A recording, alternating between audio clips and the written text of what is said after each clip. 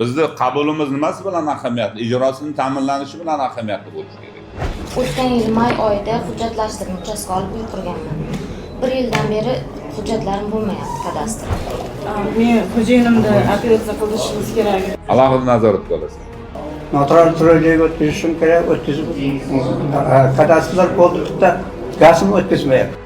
O'zbekiston Respublikasi Prezidentining Sirdaryo viloyatidagi xalq qabulxonasida navbatdagi fuqarolar qabuli bo'lib o'tdi. Qabulni viloyat hokimi Erkinjon Turdimov o'tkazdi. Bu yerga odamlar shunchaki murojaat bilan emas, umid bilan keladi. Kimdir uy-joy masalasini hal qilishni istaydi, kimdir kadastr hujjatlari ortidan yillar davomida sarson bo'lgan. Yana bir fuqaro istiqxonasini boshqa joyga ko'chirish muammosini aytsa, boshqasi kredit olish, ish bilan ta'minlanish yoki davolanish uchun yordam so'rab murojaat qildi. Qabul davomida har bir murojaat ortida inson taqdiri turgani yana bir bor namoyon bo'ldi. Masalan, ayrim fuqarolar o'z uy-joyiga tegishli hujjatlarni rasmiylashtirishda qiyinchilikka duch kelgan bo'lsa, boshqalar mahalla ko'chalarini asfaltlash, kommunal xizmatlar yoki yer bilan bog'liq masalalarni ko'tardi. O'tgan yil may oyida hujjatlashtirib uchastka olib uy qurganman. 1 yildan beri hujjatlarim bo'lmayapti kadastr. Kadastrni ishonib gapiring. Hozir gaplashdim, vaziyatni bildim. O'zimizda amalga qildirilgan masalaga hozir sotilganda hujjat o'rganishdi.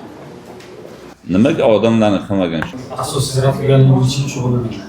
Ertaga chorshanba kuni kechqurunga menga natijasini aytasan. Mani xalq qabulxonasiga bildirasan, xalq qabulxonasi kelib birga natijasini aytadi. Xalq qabulxonasining vazifasi og'ayin bular nazorat qilish. Tushundingmi yo'qmi? Menga bu uchrashuv tashkillashtirish emas. Biz qabul qilgan odamlarning masalasi so'zsiz yechilgan bo'lishi kerak. Ya uzil kelsa rad bo'lish kerak yoki bo'lmasa uzil kesil yechilgan bo'lishi kerak. Bepichoq so'yilmash kerak. Ertaga ko'rib chiqaman, indingini ko'rib chiqaman, ko'ramanda unaqa gap bo'lmash kerak. Ma'qul? Salomat bo'ling. Men xo'jayinimni operatsiya qildirishimiz kerak edi. Hammani qilamiz.